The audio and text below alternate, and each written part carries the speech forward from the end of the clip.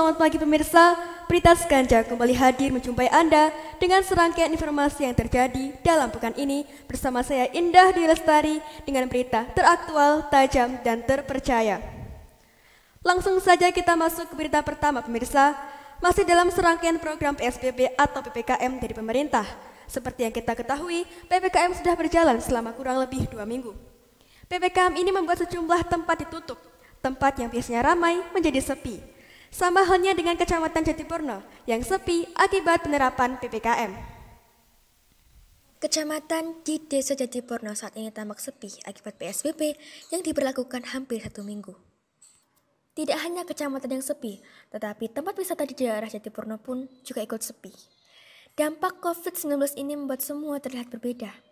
Tempat wisata yang biasanya ramai dipadati pengunjung wisata dan masyarakat sekitar sekarang menjadi sepi. Hanya beberapa orang yang pergi ke tempat wisata tersebut, namun banyak orang memilih di rumah daripada keluar rumah. Sekarang dengan berkembangnya zaman, banyak penjual yang beralih menjual makanannya melalui GoFood. GoFood adalah orang yang mengantarkan makanan sampai tujuan. Artinya, pembeli tidak susah payah harus pergi ke tempat makanan tersebut. Dengan diadanya GoFood tersebut dapat mengurangi kerumunan dan mengurangi peningkatan COVID di daerah Wonogiri.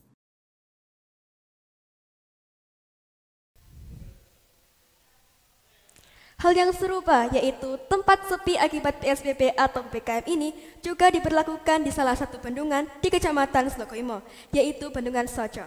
Berikut informasinya untuk Anda.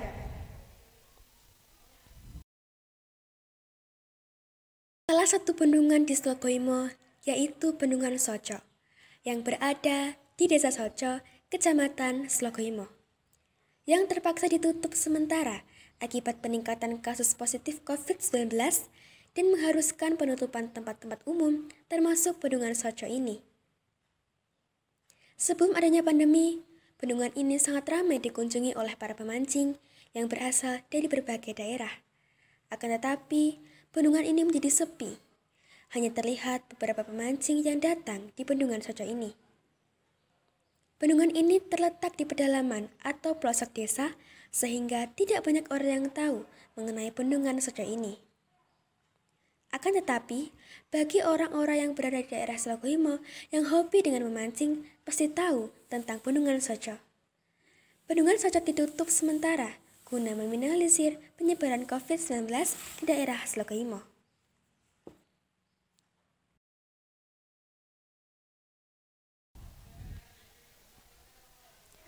Pandemi COVID-19 ini sangatlah berdampak di berbagai bidang, salah satunya di bidang pendidikan. Sekolah menengah pertama di Kecamatan Jatiroto. Pandemi COVID-19 sangat berdampak bagi dunia pendidikan. Sekolah yang diliburkan membuat siswa tidak bisa datang ke sekolah. Sehingga kebersihan lingkungan sekolah menjadi tanggung jawab guru dan karyawan dari masing-masing sekolah. Seperti halnya di SMP Negeri 2 Jatiroto. Iya Pak. Dari COVID-19 ini sendiri, bagaimana Pak keadaan kebersihan di SMP Negeri 2 Jatiroto ini sendiri? Ya, terima kasih Mas. Ya, sebelumnya saya ucapkan terima kasih dari tim SMK Negeri 1 Jatiroto telah berkunjung ke SMP Negeri 2 Jatiroto. Masalah kebersihan di era pandemi sebenarnya cukup memprihatinkan Mas. Sebenarnya cukup memprihatinkan. Karena apa? Karena pada masa-masa normal itu adalah kebersihan kita semua warga sekolah, baik itu siswa maupun Bapak Ibu guru dan karyawan. Namun setelah adanya dampak daripada pandemi ini 100% untuk kebersihan dibebankan kepada Bapak Ibu guru dan karyawan juga. Bukan hanya karyawan Mas ya, tapi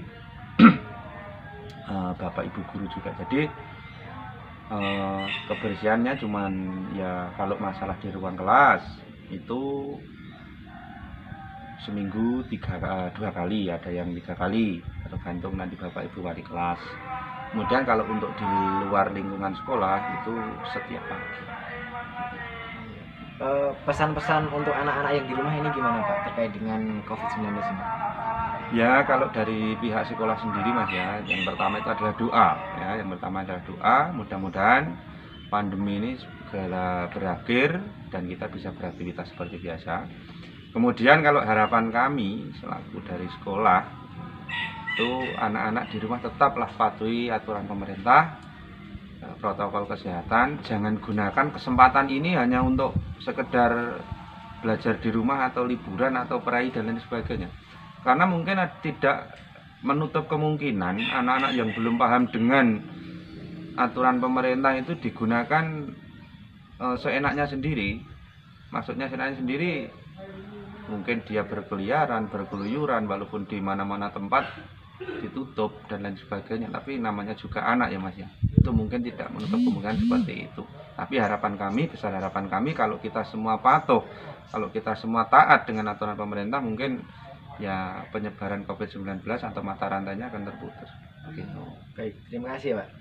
Sebelumnya, pernah ada jadwal piket bagi siswa dari masing-masing kelas untuk setiap harinya. Namun, karena kasus positif corona yang terus meningkat, menyebabkan kegiatan piket siswa dihentikan.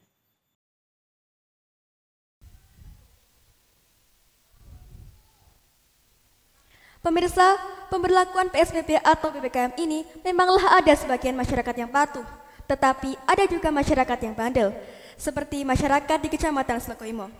Penerapan PPKM terlihat lancar di hari pertama dan kedua, tetapi saat mendekati masa pemberlakuan program ini selesai, masyarakat justru menyepelekan peraturan dan kebijakan pemerintah. Berikut informasinya.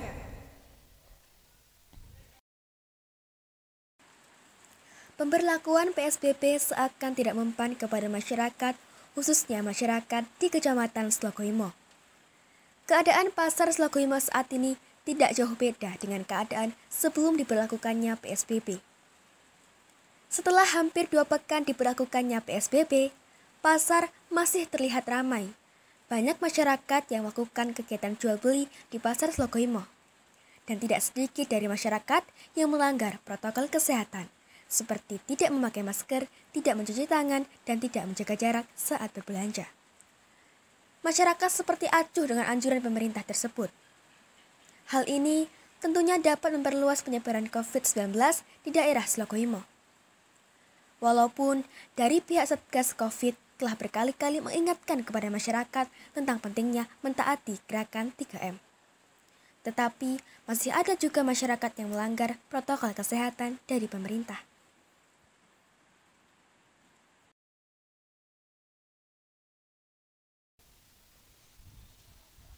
Kita beralih ke informasi berikutnya pemirsa mengenai keadaan lingkungan setelah jeda pariwara berikut ini.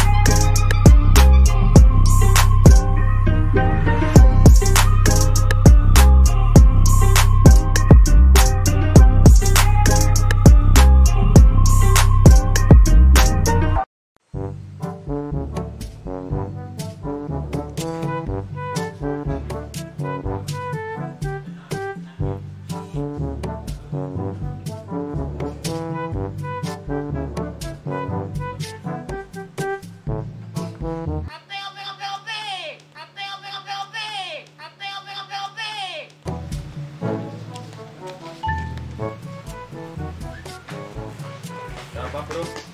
Oh enggak mas, saya mau tanya.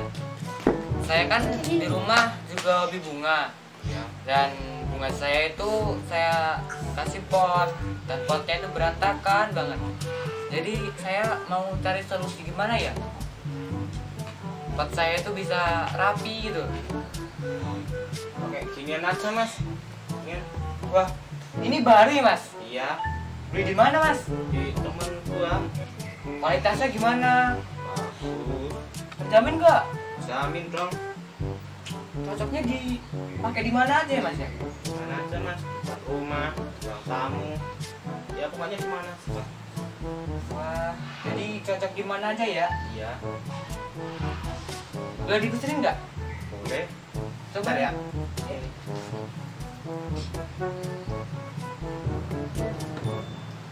Halo, assalamualaikum.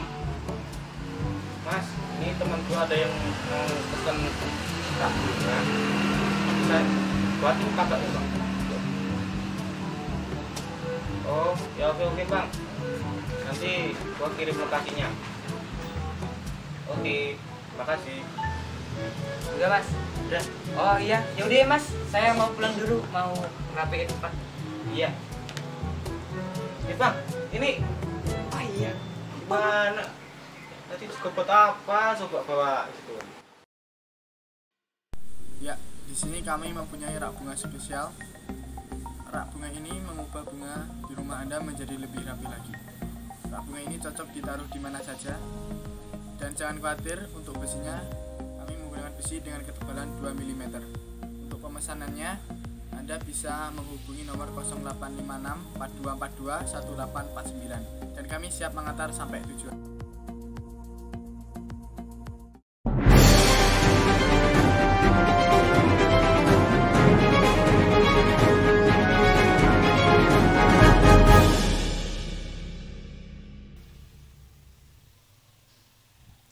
Terima kasih Anda masih bersama kami di Berita Sekanca.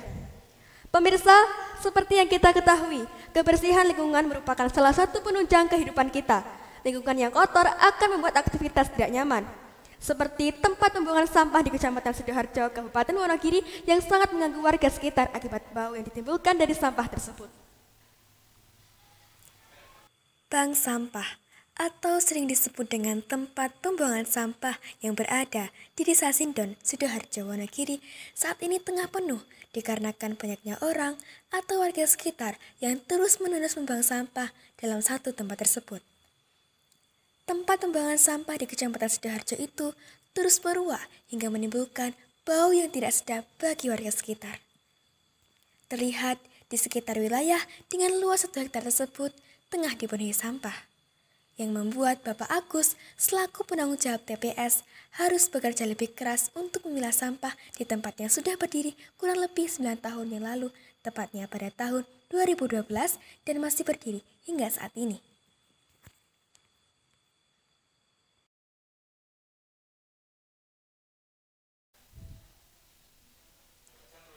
Masih dalam seputar pembangunan, pasokan air bersih di Dusun Jatirejo, Desa Jatisari, Kecamatan Jatisrono menipis, sehingga masyarakat membuat program Pamsimas demi kualitas air yang layak. Hari ini saya sudah berada di Desa Jatisari untuk melihat perkembangan pembangunan Pamsimas yang sudah berlangsung selama 2 hari ini. Dikarenakan pasokan air bersih yang terus menipis, warga di Dusun Jatirejo, Desa Jatisari, Kecamatan Jatisrono membuat program Pamsimas. Program Pamsimas ini dibuat dengan tujuan untuk meningkatkan jumlah fasilitas pada warga masyarakat yang kurang terlayani dengan kualitas air, termasuk masyarakat yang berpendapatan rendah di wilayah pedesaan. Dengan program Pamsimas ini, diharapkan masyarakat dapat mengakses pelayanan air minum dan sanitasi yang berkelanjutan, serta meningkatkan penerapan perilaku hidup bersih dan sehat. Pembangunan Pamsimas di Dusun Jatirejo ini sudah berjalan 2 hari, yang dimulai pada hari Rabu 20 Januari 2021. Perkiraan waktu pengerjaan pengeboran ini akan selesai kurang lebih dalam 5 hari dengan kedalaman sekitar 60-80 meter. Dan untuk pembangunannya membutuhkan waktu sedikit lama, yakni 1 bulan. Biaya pembangunan PAM ini bukan berasal dari pemerintah, akan tetapi biaya ini berasal dari swadaya masyarakat yang mampu di daerah Jatisari. Sekian dari saya Amanda dari Sekanca TV melaporkan. Pemirsa, di Dusun Kopen, tepatnya di Desa Tempursari, Kecamatan Sidoarjo, banyak terdapat jalanan yang rusak dan berlubang. Pengendara yang melewati tempat tersebut harus berhati-hati karena rentan terjadi kecelakaan. Di Dusun Kopen, tepatnya di Desa Tempursari, Kecamatan Sidoarjo, terdapat banyak jalanan yang rusak dan berlubang. Jalanan tersebut sering dilewati truk yang bermuatan besar, sehingga mengakibatkan jalanan itu retak dan mengakibatkan kubangan-kubangan di jalan aspal tersebut. Pengguna jalan yang melintas di jalan ini merasa kurang nyaman karena saat hujan, kubangan jalan tersebut dipenuhi air, sehingga membuat pengendara sepeda motor ataupun mobil harus teliti dalam berkendara. Warga setempat belum memiliki rencana untuk memperbaiki jalan yang rusak tersebut. Jalanan yang rusak ini juga dapat mengakibatkan kecelakaan lalu lintas. Masyarakat dihimbau untuk selalu berhati-hati saat melintasi jalan tersebut, agar tidak terjadi hal-hal yang tidak diinginkan.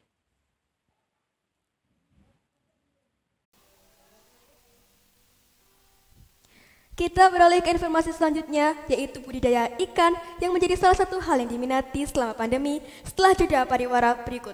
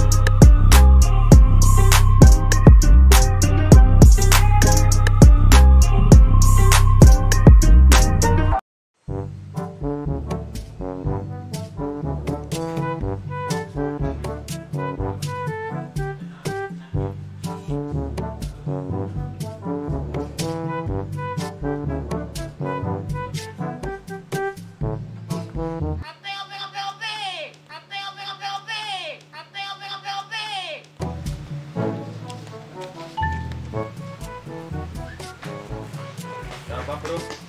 Oh enggak mas, saya mau tanya. Saya kan di rumah juga hobi bunga, dan bunga saya itu saya kasih pot, dan potnya itu berantakan banget. Jadi saya mau cari solusi gimana ya, pot saya itu bisa rapi gitu. Oke, ginian aja mas. Wah, ini baru ya mas? Iya, Beli di mana mas? di temen gua. Kualitasnya gimana? Bagus. Terjamin nggak? Jamin dong. Cocoknya dipakai di mana aja ya mas ya? Mana aja mas? Buat rumah, ruang tamu. Ya pokoknya di mana sih mas? Wah, jadi cocok di mana aja ya? Iya. Boleh dipesenin nggak? Boleh. Coba Bentar ya.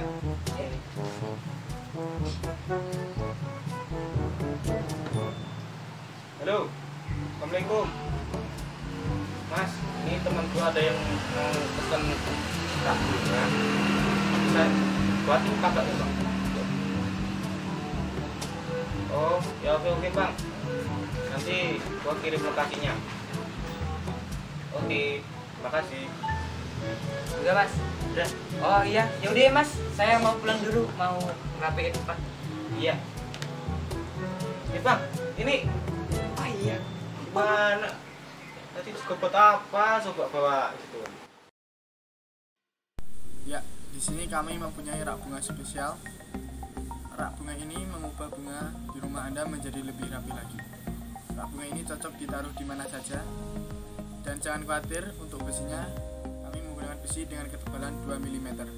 Untuk pemesanannya, Anda bisa menghubungi nomor 0856 4242 1849 dan kami siap mengantar sampai tujuan.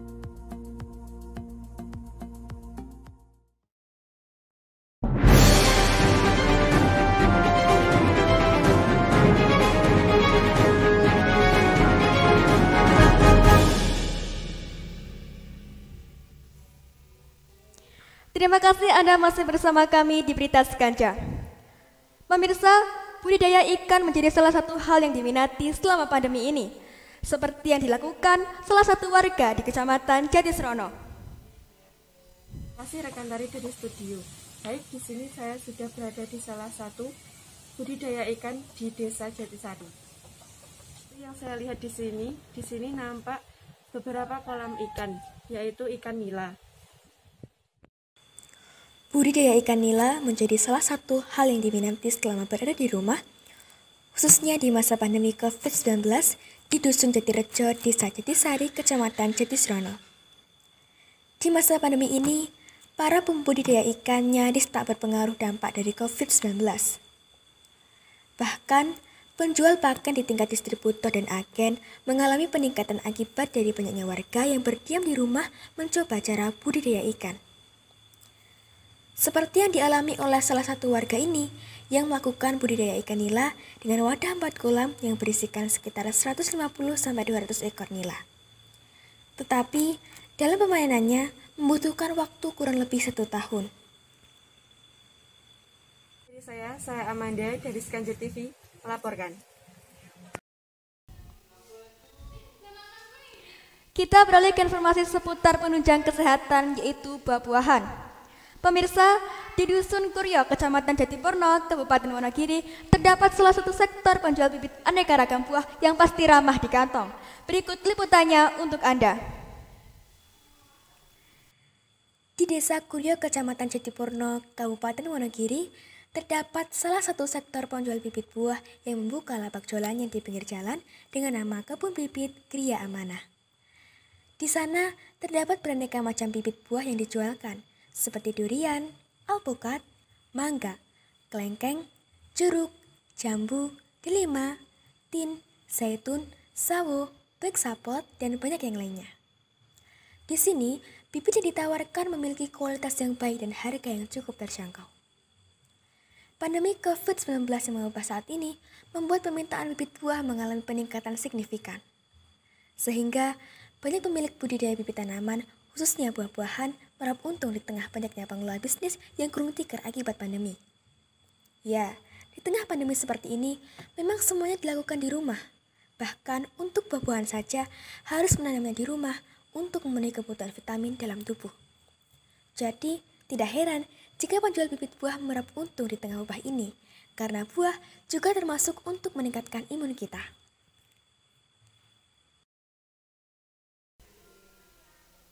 Kita beralih ke Kecamatan Sidoarjo yang juga membudidayakan sayuran terong dan cabai. Berikut informasinya. Di Sidoarjo, tepatnya di Desa Garon Tempur Sari ini, terdapat perkebunan terong dan cabai yang memiliki luas sekitar 1 hektar. Tidak diragukan lagi, sektor pertanian memiliki ketangguhan dalam situasi resesi global akibat pandemi COVID-19. Beberapa wilayah memiliki segudang peluang usaha pertanian menguntungkan. Walaupun zaman terus berganti ke era yang lebih modern, pertanian tetap menjadi sektor yang vital di negara agraris ini. Era modern ini banyak sekali bermunculan jenis tanaman baru yang bisa dibudidayakan. Salah satu usaha unik di desa ini juga tergolong prospektif di pasaran, yaitu budidaya terong. Terong merupakan jenis sayuran yang banyak dikonsumsi karena rasanya lezat serta banyak manfaatnya bagi kesehatan. Terong adalah sayuran yang digemari oleh semua kalangan usia. Karena terong bisa diolah menyesuaikan dengan keinginan pribadi masing-masing, seperti terong balado, keripik terong, terong goreng, dan sebagainya. Selain itu, ada pula cabai. Cabai merupakan komoditas sayuran yang banyak mendapat perhatian karena memiliki nilai ekonomis yang cukup tinggi. Cabai atau lombok ini adalah sebuah buah dan tumbuhan anggota genus Capsicum. Buahnya dapat digolongkan sebagai sayur maupun bumbu, tergantung bagaimana digunakan. Sebagai bumbu, buah cabai yang pedas sangat populer di Asia Tenggara sebagai penguat rasa makanan.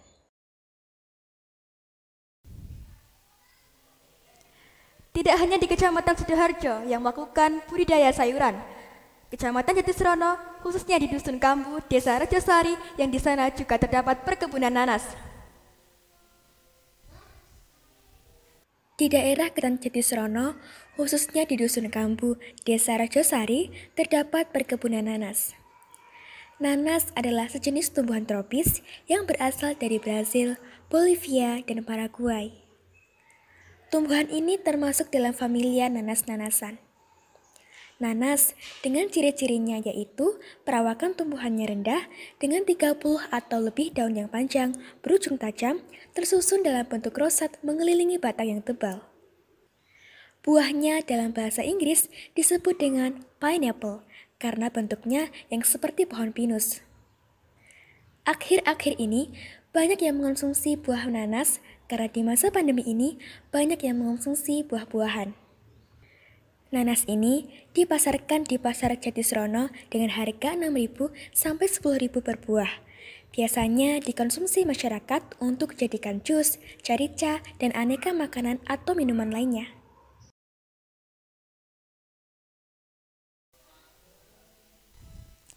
Berita tadi sekaligus menutup perjumpaan kita dalam berita Sekanja kali ini. Saya Indah Dwi Lestari dan kru yang bertugas pamit undur diri. SMK bisa, SMK hebat, SMK bisa hebat, SMK Negeri 1 Jatiroto, jaya, jaya, jaya.